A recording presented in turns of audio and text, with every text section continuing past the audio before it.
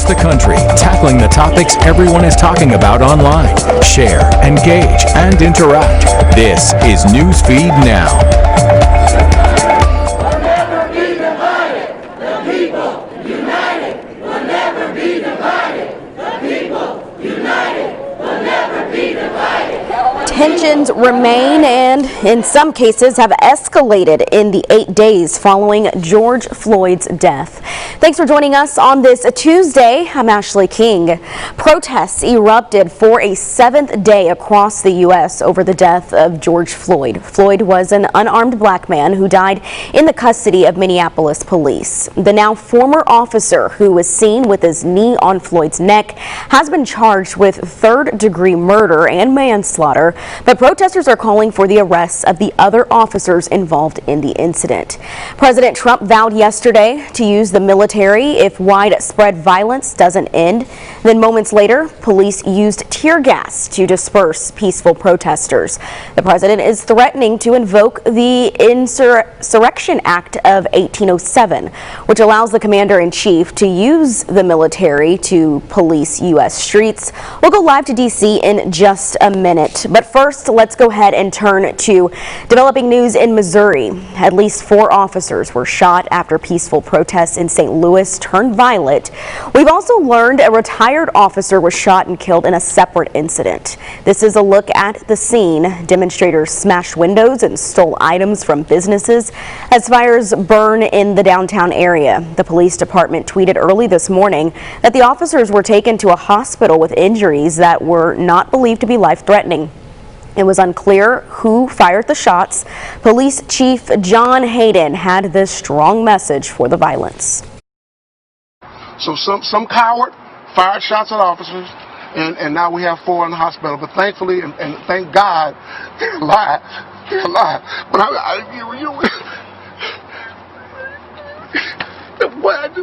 can we make some sense out of this? Can we make some sense out of this? That's all I'm trying to say. All right, a lot of emotion there. Let's go ahead and bring in Chris Regner from St. Louis. Is Chris there?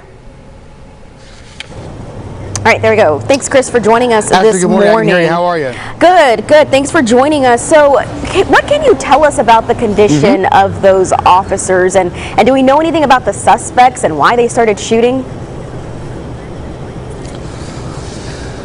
Actually, the suspect information still unclear, under investigation at this hour. The good news here is that those 4 officers who were shot are all expected to survive. As you were saying earlier, this all went down when what were nonviolent protests took a violent turn late last night. This was about midnight, not far from police headquarters in the downtown area of St. Louis. Those officers, according to Police Chief John Hayden, who you just heard from, were basically in an area like a line of police officers who were in that downtown area when these shots just rang out. Chief Hayden saying early this morning that it is the belief, at least initially, that whoever fired these shots was basically firing randomly into this line of police and hit those 4 officers. In terms of injuries, 2 of the officers, we understand, were shot in the leg. 1 was hit in the foot.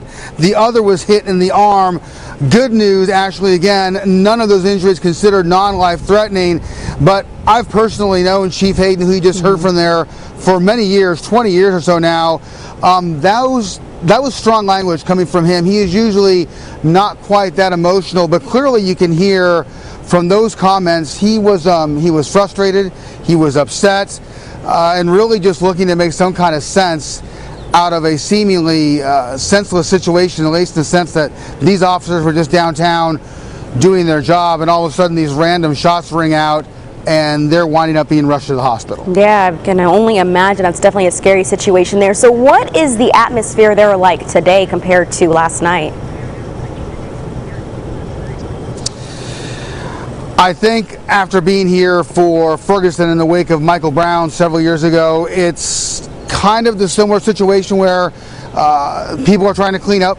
Today, the president of the board and aldermen here in St. Louis sent out a tweet earlier, a request for people to come help clean up these areas that were vandalized, looted, last night. People are certainly on edge, certainly concerned, especially after what's happened here in the past with other situations of unrest. And you got to understand too that situation there with those 4 officers last night was one of several incidents throughout the city. There were multiple situations last night where fires broke out, businesses were looted. At this point, the St. Louis City Police Department still doesn't even have an official count of how many businesses were looted last night, and the fire department doesn't have an official count of how many fires were set. There was another situation, very tragic last night, where a pawn shop in town was looted, and there was a 77-year-old man who was shot and killed during that incident, and that man was just identified a short time ago by city police. Turns out he is a retired and well-known former St. Louis City Police Department captain who was with the department for many years. So another tragedy last night, and I think people here are just kind of bracing themselves for what might be coming, because in like so many of these cities, actually, you simply don't know what's going to happen when the sun goes down. Most of these protests, we had big protests here yesterday during the day that were peaceful in the sense that there wasn't a lot of violence. They were shutting down streets and the like, but no gunshots. But then when the sun goes down, as you well know, these situations can sometimes take a turn for the worst. Yeah, and it's definitely interesting that you mentioned the Mike Brown situation, because I know I've been seeing all these protests around the country, and it looks similar to what happened back then when the Mike Brown death happened as well. All right, well, thanks so much for joining us. Indeed, several years ago, not far from where we are here, absolutely. All right, well, thanks so much for joining us and giving some insight there in St. Louis.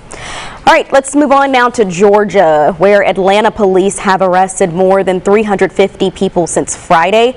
Last night, peaceful protesters marched from Atlanta City Hall and then ended up barricading them as some headed to the interstate. Archith Sedutri joined the protesters and was tapped in the middle of the commotion. For the 3rd night in a row, Atlanta will have another curfew at 9 p.m. to end some of the violence that's been taking place with the protests in downtown Atlanta. And during the day, it's a much different scene. We see people holding up signs, chanting, "Police the police," "No justice, no peace," and also putting hands up, "Don't shoot." Protesters making their way all the way from City Hall down here on Memorial. There's a huge police presence. They have us surrounded on all 4 sides. We can't leave. And now we're blocked off from everywhere. I don't know where we're supposed to go. This is Aaron Romano's second peaceful protest since Friday. They don't want us to move. They're telling us as soon as we hit the street, we'll be arrested. My friend was wrongfully arrested for no reason. He told us to get out of the street. We were moving out of the street, and for some reason, the officer decides to hit him, and now he's going to jail. Romano says the police are escalating the violence. They are inciting us to riot. They want us to riot. They want to get a reaction out of us. Atlanta police arrested around 55 people Monday, some for blocking streets, others for marching towards the interstate. There was no issue. He told us to get out of the street. We started moving out of the street. Now my friend is going to jail. Well, it started out as a peaceful protest in City Hall just a short while ago, quickly escalated with police blocking off many of the protesters who say they were out here peacefully marching. Now the police and the National Guard are walking through several streets in downtown Atlanta, right behind the Capitol, and we're seeing a noticeable shift, a difference in the way police are arresting many people. Those protesters simply asking the question, why? I was walking across this crosswalk with everyone else, and I was arrested with everyone else for no reason. It's injustice at its finest. They have so many cops. They have National Guard out here.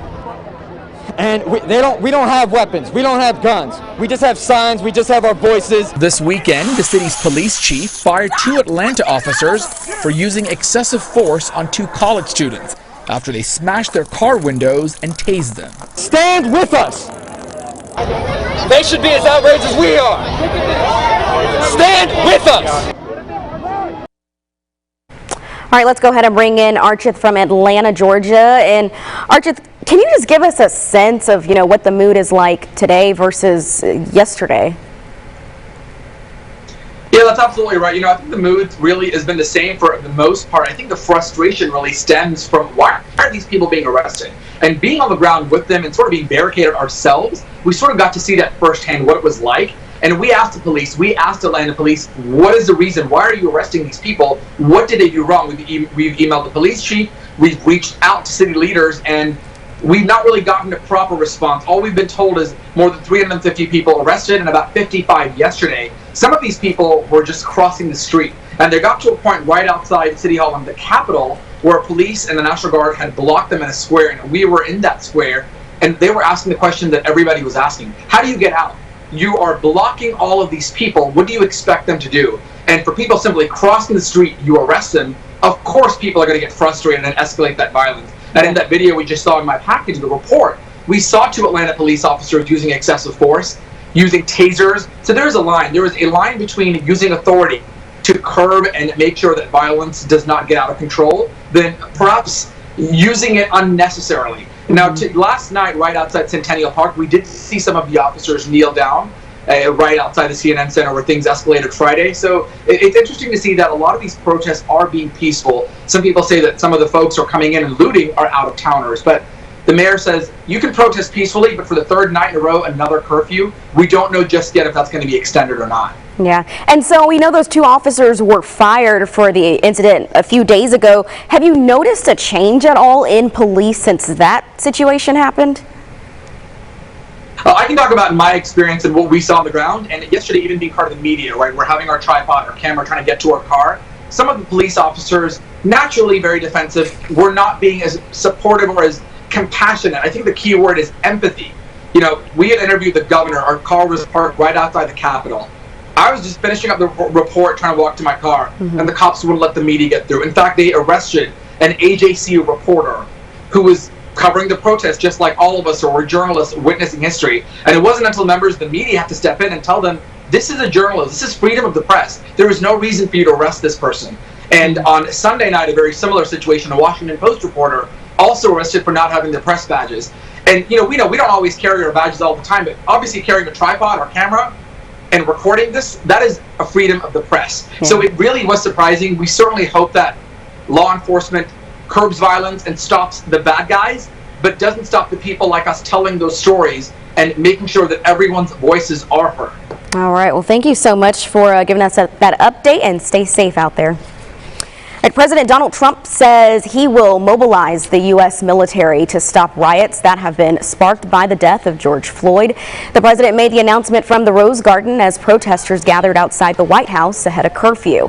He is recommending that governors across the country deploy the National Guard in sufficient numbers to dominate the streets and contain violence, or he will deploy military troops. Today, I have strongly recommended to every governor to deploy the National Guard in sufficient numbers that we dominate the streets. Mayors and governors must establish an overwhelming law enforcement presence until the violence has been quelled. If a city or state refuses to take the actions that are necessary to defend the life and property of their residents, then I will deploy the United States military and quickly solve the problem for them. This is especially true in my home state of Kentucky. In mid-April, Kentucky's daily testing rate was below 20 per 100,000 residents. Thankfully, Kentucky has significantly increased its testing capacity over the last few weeks, and Kentucky has now exceeded the daily average amount of testing recommended by the White House. The federal government has made substantial efforts for states to increase testing capacity. Given the increased worldwide demand, there have been shortages of various components needed to collect samples and perform the tests, including swabs, transport media reagents, and personal protective equipment. I appreciate how rapidly the federal government, the states, and the private sector have acted to help address these supply issues. For example, through Laboratory Diagnostic Testing Task Force, the federal government and industry have developed a better understanding of challenges in the supply chain and expected inventory, and HHS and FEMA have worked diligently to address these issues, including by obtaining swabs and viral transport media for that he thinks need it. All right. And so what are you hearing from members of Congress about the president's decision to mobilize troops on U.S. soil? So this is where you are continuing to see a partisan divide as well. Tom Cotton is, of course, a Republican, and you're hearing the same thing from his colleagues in the House and Senate as well, for the most part, that, you know, this violence cannot continue, and it needs to be dealt with quickly, swiftly, and in kind of a, a powerful manner. Whereas you have Democrats on the other side saying that, this really would kind of send the wrong message to send in even our military domestically to try to take care of what has mostly been peaceful protests that have turned violent, as we've seen a little bit later on. Yeah, I know as a military brat, it's something that I've never seen before, being deployed here in the U.S. So you're there in Washington. Can you just tell us a little bit about what the atmosphere is like there today? Sure. From the looks of it, we haven't been getting too close to it at night since we don't have a security team to help us like some of the networks do. And so we've been kind of seeing just the aftermath throughout the day. And today it does seem to have quieted down. Even walking around my neighborhood, you still see, graffiti in places and some store windows busted out, but people are still kind of just doing what they have been for the past couple days, continuing to clean up and then being very peaceful throughout the day. All right. Well, thank you so much for joining us this morning, Jesse. Of course. All right, hundreds joined forces for a peaceful protest at the Tennessee state capitol. The crowd sang hymns, chanted, and called for action against what they called unjust policing. Here's CB Cotton. A peaceful protest started here in Legislative Plaza and ended on the steps of the Tennessee state capitol with a powerful moment from the Tennessee National Guard. As the sun was setting on Capitol Hill, protesters arrived with intentions set on being peaceful. You guys can change the narrative. Their voices saying no to any type of rioting and yes to unity. Now we have turmoil going on across our country. Those gathered say the turmoil won't end until racism ends and new legislation protects against any unjust policing. Black Lives Matter! Black Lives Matter! Some here expressing their Christian faith, asking others of faith to join in. We recognize that Jesus' death was both a sacrifice and a murder. And when you identify it as a murder, we have a responsibility to be out here demanding justice for acts of cruelty and acts of violence. Singing hymnals and walking 2 by 2, some state representatives held up barrier tape, allowing protesters to pass through. Let it shine, let it shine. And once at the top, We want to thank our National Guard for being on the right side of history. the Tennessee National Guard dropping their shields, what some called a sunset on an act of faith. As you know, I'm a minister, and to me it was a movement of faith to see them put down their swords and shields, because we came up here singing, we came up here prayerful. At the state capitol, I'm CB Cotton, News 2. All right, let's bring in Josh Breslow now from Nashville. And Josh, I have to say it's refreshing to see the peaceful protesting there. We haven't seen that across the country. So just tell me a little bit about what the atmosphere is like right now in Nashville.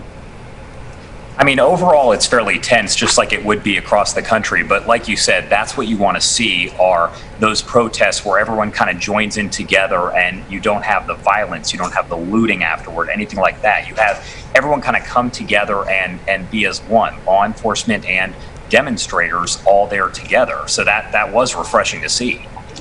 Yeah, and so what do you think makes that protest there different from some of these other ones that we've seen that, have transitioned into riots? Does that happen after nightfall there too as well? Well, so that one may have been a little different because it was a little bit earlier in the day, but also because we saw the destruction that happened all across Nashville on Saturday, and hopefully people realized the aftermath of that and how bad it can be. So they all came together and decided, look, let's have a peaceful rally and a peaceful protest. And law enforcement said, let's be a part of that as well. And that's what you saw there was everyone putting down their stuff and joining together. Mm-hmm. And can you tell me a little bit about Saturday then? You said it was Saturday there was some destruction? Yeah, so Saturday there was a lot of destruction. It's not what we were expecting, and the police department didn't expect it either. So they had some extra officers out during a rally, but afterward there was a police cruiser that was damaged, destroyed, and spray painted. Then you had a fire that was set first outside the courthouse and then inside of the courthouse, and then Broadway, obviously the most popular spot in Nashville. Windows were broken out of stores, and a bunch of items were stolen.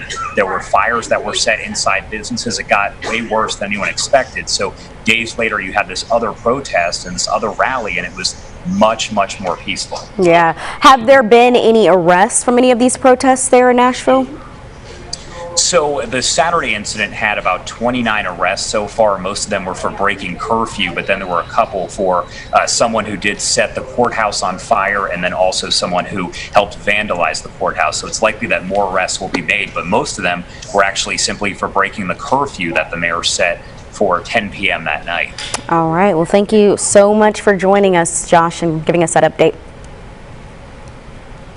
All right, well, that's all the time we have now. Thanks for joining us. We will be right back here tomorrow at 10:30 Central. Have a great time.